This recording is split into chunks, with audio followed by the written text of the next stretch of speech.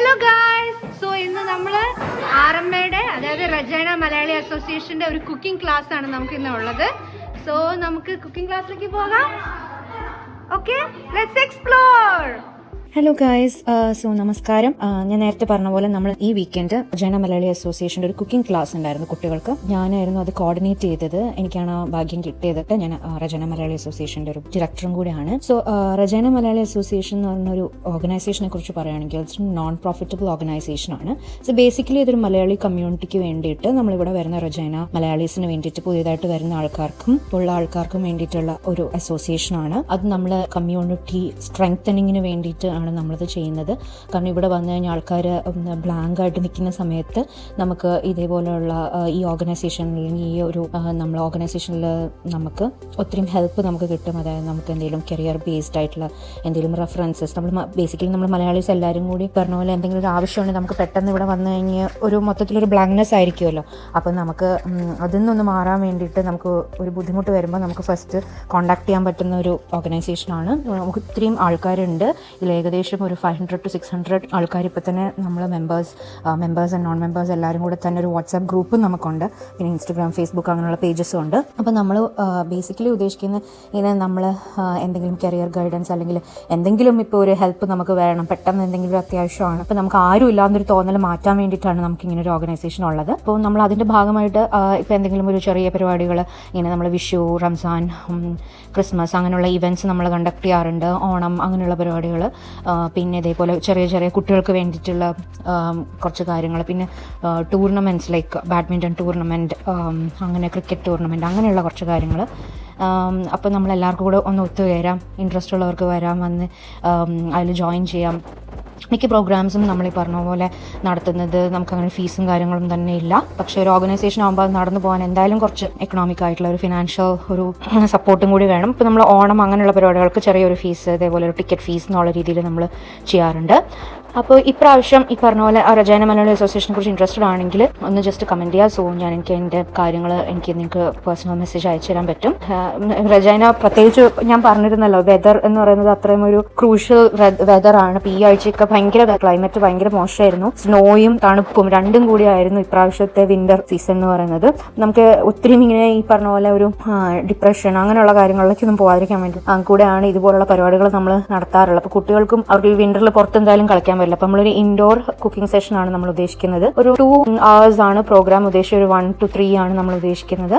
അപ്പോൾ നമുക്ക് നോക്കാം എങ്ങനെയായിരുന്നു ഇപ്രാവശ്യത്തെ കുക്കിംഗ് ക്ലാസ്സിന്. അപ്പോൾ നമ്മുടെ കുക്കിംഗ് ക്ലാസ്സിന് വേണ്ടിയിട്ട് നമുക്കൊരു ഷെഫിനെ കിട്ടിയിട്ടുണ്ടായിരുന്നു. അപ്പോൾ പുള്ളിക്കാരി ബേസിക്കലി ഒരു ഓർഗനൈസേഷനിൽ ഷെഫായിട്ട് വർക്ക് ചെയ്തിരുന്നതായിരുന്നു 2 years ആയിട്ട്.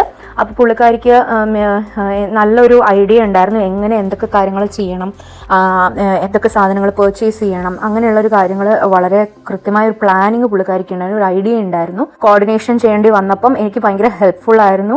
കാരണം അത്രയും ഐഡിയ പുള്ളിക്കാരിക്ക് ഉണ്ടായിരുന്നു. അപ്പോൾ കറക്റ്റായിട്ട് എനിക്ക് ഇത്ര കുട്ടികളുണ്ട്, രജിസ്ട്രേഷൻ വെച്ചിട്ടുണ്ടായിരുന്നു നമ്മൾ. അപ്പോൾ രജിസ്റ്റർ ചെയ്യണം, കുട്ടികൾക്ക് രജിസ്റ്റർ ചെയ്യാനൊരു ഫോം നമ്മൾ ക്രിയേറ്റ് ചെയ്തിരുന്നു.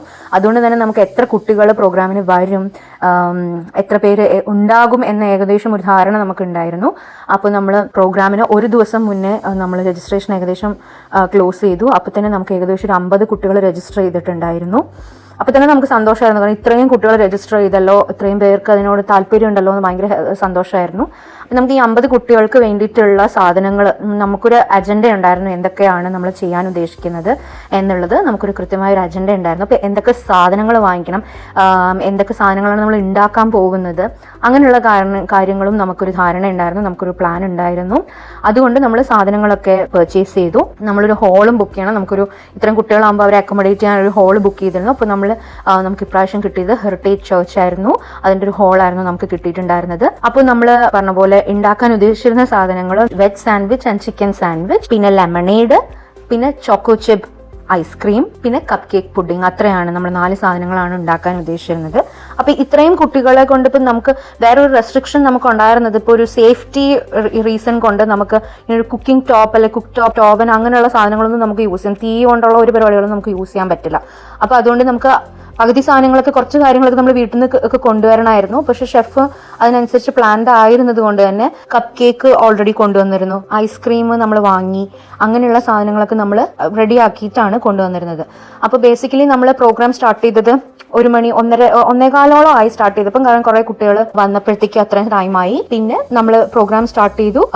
അപ്പോൾ നമ്മളെല്ലാ സാധനങ്ങളും ഈ പറഞ്ഞ പോലെ അറേഞ്ച് ചെയ്ത് വെച്ചിരുന്നത് കൊണ്ട് ഫസ്റ്റ് നമ്മൾ തുടങ്ങിയത് ഒരു ഇൻട്രൊഡക്ഷനോട് കൂടിയാണ്. നമ്മളുടെ രചന മലയാളി അസോസിയേഷന്റെ പ്രസിഡന്റ് ആയിട്ടുള്ള ഗിരീഷ് ചേട്ടനാണ് നമുക്ക് ഇൻട്രൊഡക്ഷൻ പറഞ്ഞത്. അപ്പോൾ നമ്മൾ ഷെഫിനെ പരിചയപ്പെടുത്തി അങ്ങനെയുള്ള കാര്യങ്ങളൊക്കെ ചെയ്തു. അപ്പോൾ ഇങ്ങനെയൊക്കെയാണ് ഇന്നത്തെ അജണ്ട എന്നുള്ളത് നമ്മൾ ഇൻഫോം ചെയ്തു. അതിനുശേഷം നമ്മൾ ഫസ്റ്റ് ഉണ്ടാക്കിയത് വെജ് സാൻഡ്വിച്ച് ആയിരുന്നു. അപ്പോൾ നമ്മൾ അതിനുള്ള വെജിറ്റബിൾസ് കട്ട് ചെയ്തെടുത്തു. അപ്പോൾ കട്ട് ചെയ്യുമ്പോഴും നമ്മൾ പറഞ്ഞിരുന്നു ഇതേപോലെ കുട്ടികൾക്ക് അങ്ങനെ ഒരു ഗൈഡൻസ് ഇല്ലാതെ, അതായത് എൽഡറെ മാത്രം കൊണ്ട് നമ്മൾ കട്ട് ചെയ്യിക്കാൻ പാടുള്ളൂ. കാരണം കുട്ടികളുടെ ഏജ് നമ്മൾ പറഞ്ഞിരുന്നത് 5 to 15 years ആയിരുന്നു. അപ്പോൾ അതുകൊണ്ട് അവരോട് കത്തിയും കാര്യങ്ങളൊന്നും അങ്ങനെ നമ്മൾ യൂസ് ചെയ്യിപ്പിച്ചിട്ടില്ല. ഷെഫ് തന്നെ കട്ട് ചെയ്ത് കൊടുത്ത് നമ്മൾ സാൻഡ്വിച്ച് ഉണ്ടാക്കുന്നതിന്റെ ഒരു പ്രോസസ്സ് മാത്രമേ നമ്മൾ കാണിച്ചിരുന്നുള്ളൂ. അങ്ങനെ കുട്ടികളെ എല്ലാവരെ കൊണ്ട് നമ്മൾ വെജ് അല്ലെങ്കിൽ ചിക്കൻ സാൻഡ്വിച്ച് ഉണ്ടാക്കിപ്പിച്ച് അവർക്ക് തന്നെ അത് കഴിക്കാൻ കൊടുത്തു. അപ്പൊ അതുകൊണ്ട് അവർ ഭയങ്കര ഹാപ്പി ആയിരുന്നു. അതുപോലെ തന്നെ ഉണ്ടാക്കിയ സാധനം കഴിക്കുമ്പോൾ അവർക്ക് അതിന്റെ ഒരു സന്തോഷം ഉണ്ടല്ലോ, അവരുടെ മുഖത്ത് വരുന്ന ഒരു ചിരിയും അവരുടെ ഒരു ഹാപ്പിനെസ്സും ഭയങ്കര ഒരു സന്തോഷമായിരുന്നു നമുക്കും പരിപാടി കാണുമ്പോൾ. കുട്ടികളായതുകൊണ്ട് തന്നെ അവരെ എന്റർടൈൻ ചെയ്യാനുള്ള കാര്യങ്ങൾ നമ്മൾ നോക്കിക്കൊണ്ടിരുന്നു. അപ്പോൾ അത് കഴിഞ്ഞ് നമ്മൾ പിന്നെ അടുത്തത് ഉണ്ടാക്കിയത് ലെമണേഡ് ആണ്. ലെമണേഡും ഈ പറഞ്ഞ പോലെ അവിടെ തന്നെ ഉണ്ടാക്കിയ എല്ലാവർക്കും പേരൻസിനും കുട്ടികൾക്കും ഒക്കെ തന്നെ കൊടുത്തു. പിന്നെ നമ്മൾ ഉണ്ടാക്കിയിരുന്നത് കപ്പ് കേക്ക് നമ്മൾ കൊണ്ടുവന്നിട്ടുണ്ടായിരുന്നു. കപ്പ് കേക്കിൽ ഇങ്ങനെ ക്രീം ആക്കി, അപ്പൊ blue and pink colour cream ആയിരുന്നു. അപ്പൊ അതും നമ്മൾ ചെയ്യിപ്പിച്ചു കുട്ടികളെ കൊണ്ട്. പിന്നെ നമ്മൾ ചെയ്യിപ്പിച്ചത് ചോക്കോ ചിപ്പ് ഐസ്ക്രീം ആയിരുന്നു.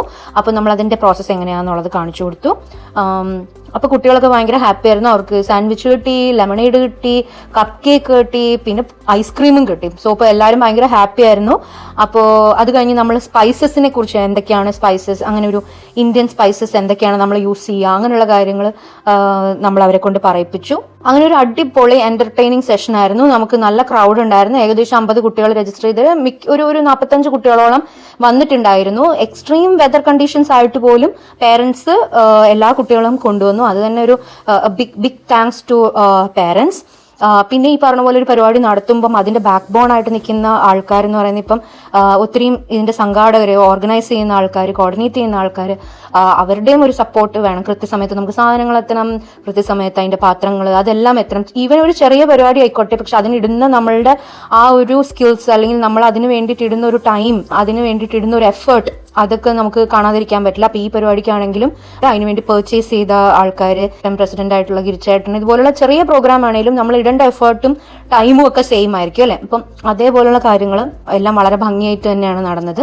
അപ്പൊ അതായിരുന്നു നമ്മുടെ ഇപ്രാവശ്യത്തെ വീക്കെൻഡ് പരിപാടി. നമ്മൾ വീക്കെൻഡ് ഞാൻ പോയതുകൊണ്ട് തന്നെ ധ്രുവിനെയും നമ്മൾ രജിസ്റ്റർ ചെയ്തിട്ടുണ്ടായിരുന്നു. അപ്പൊ ധ്രുവും ഭയങ്കര ഹാപ്പി ആയിരുന്നു. പിറ്റേ ദിവസം ധ്രുവ് വീട്ടിൽ വന്നിട്ട് അത് ഉണ്ടാക്കലും പിടിക്കലും ഒക്കെ ആയിരുന്നു.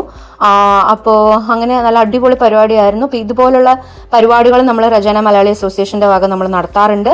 അപ്പോൾ ഇനി അടുത്ത പ്രോഗ്രാംസും വരുന്നുണ്ട്. രചന മലയാളി അസോസിയേഷന്റെ വിന്റർ ക്യാമ്പ്, ടൂർണമെന്റ്സ്, അങ്ങനെയുള്ള കാര്യങ്ങളും വരുന്നുണ്ട്. നിങ്ങൾക്ക് ഈ വീഡിയോ ഇഷ്ടമായെന്ന് വിചാരിക്കുന്നു. വീഡിയോ ഇഷ്ടമായെങ്കിൽ please like, share and subscribe. Thank you and by.